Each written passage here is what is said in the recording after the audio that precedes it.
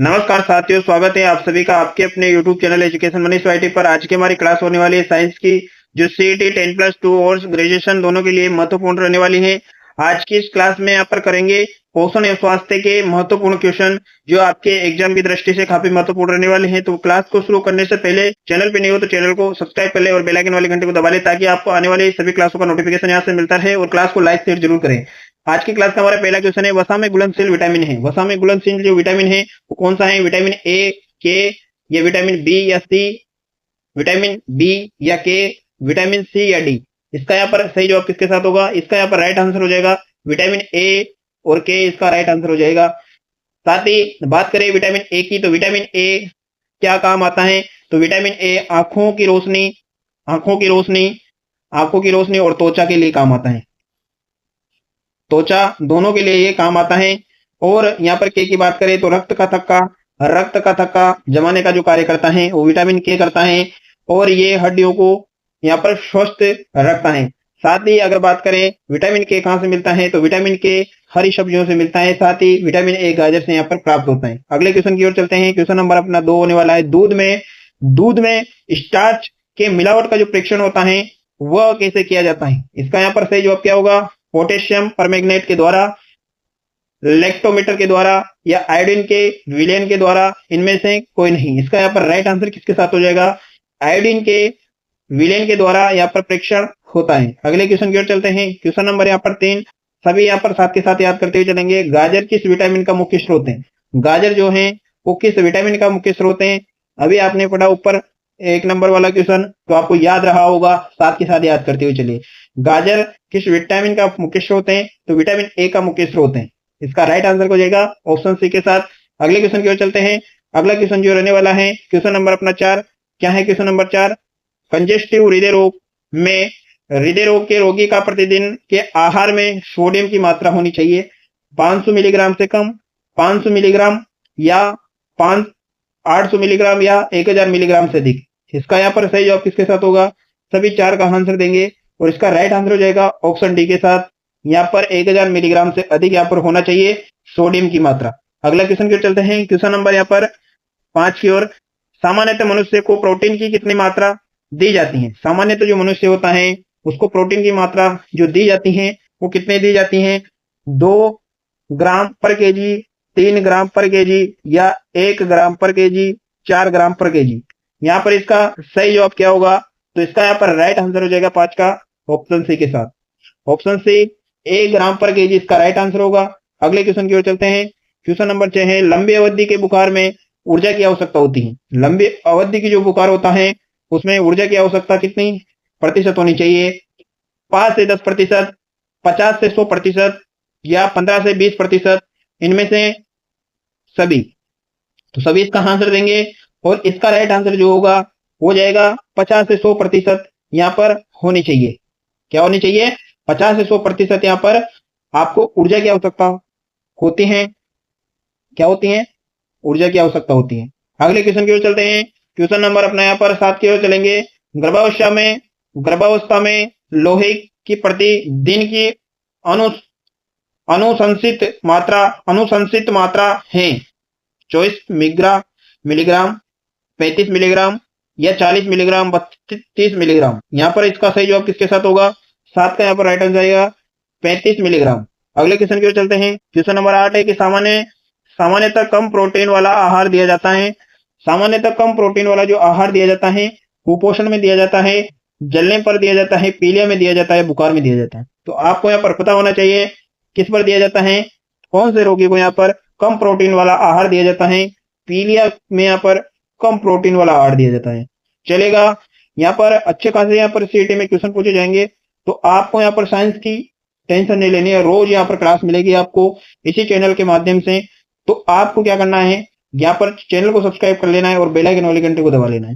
Question number 9 है, शरीर का सामान्य चयापचय निम्नलिखित में से किसकी कमी से प्रभावित होता है? चयापचय किसकी कमी से प्रभावित होता है? आयोडीन की कमी से, कैल्शियम की कमी से, सोडियम, या कोबाल्ट। यहाँ पर 9 का राइट आंसर किसके साथ होगा? 9 का जो राइट आंसर होगा वो हो जाएगा सोडियम की कमी से।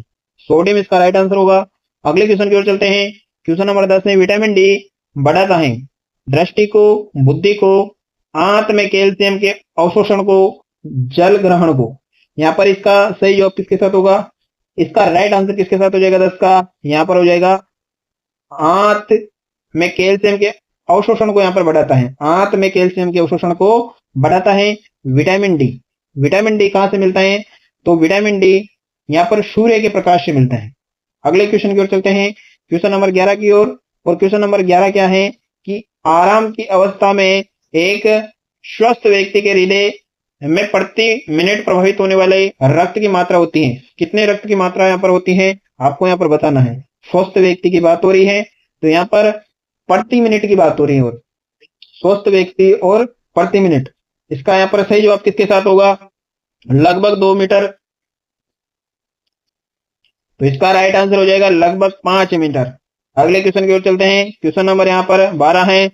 कौन सा विटामिन रक्त जमने के लिए आवश्यक है? तो आपको यहाँ पर याद होना चाहिए, अभी इसी क्लास पर यहाँ पर चर्चा की। तो यहाँ पर कौन सा वो विटामिन है जो यहाँ पर रक्त जमाने के लिए कार्य करता है? तो ये हो जाएगा विटामिन के। विटामिन के रक्त के जमाने के, यानी कि रक्त का थक्का जमाने में कार्य करता है। रक्त का थक्का कौन जमाता है? तो विटामिन के जमाता है। और ये कहां से मिलता है?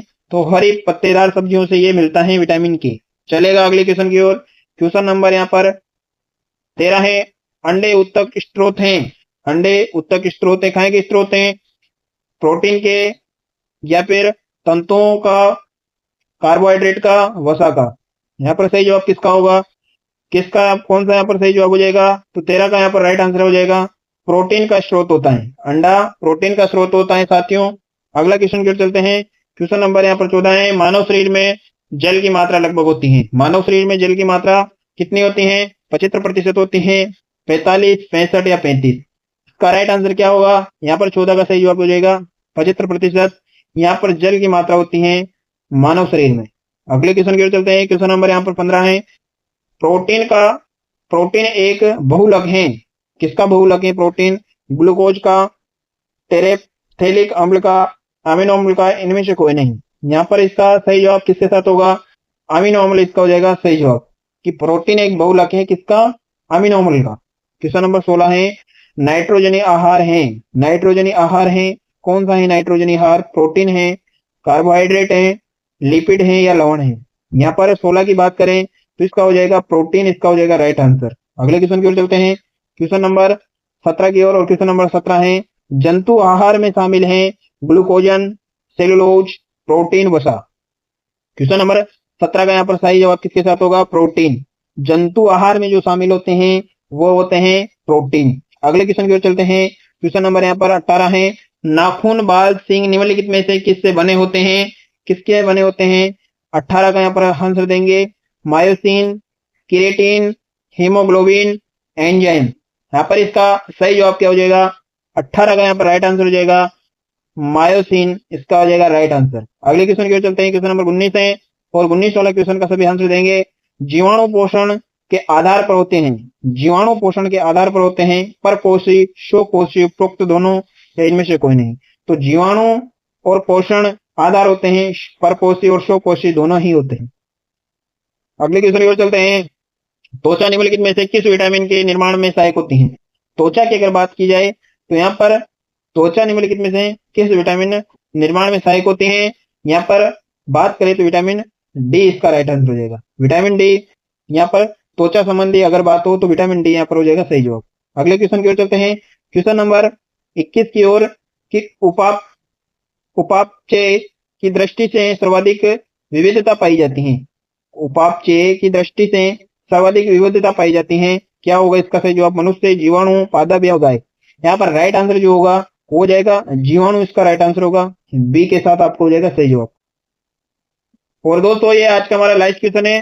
तो दोस्तों क्लास कैसी लगी कमेंट में जरूर बताइएगा। और चैनल पे नहीं हो तो चैनल को यहाँ पर सब्सक्राइब कर लीजिएगा, बेल आइकन वाले घंटे को दबा लीजिएगा कि आपको आने वाली सभी क्लासों का नोटिफिकेशन यहाँ से मिलता रहे। और क्लास कैसे लगी कमेंट में जरूर बताइए। क्लास अगर आपको रोज चाहिए तो आप कमेंट में जरूर बताइएगा। मिलते हैं इस क्लास में, तब तक के लिए धन्यवाद।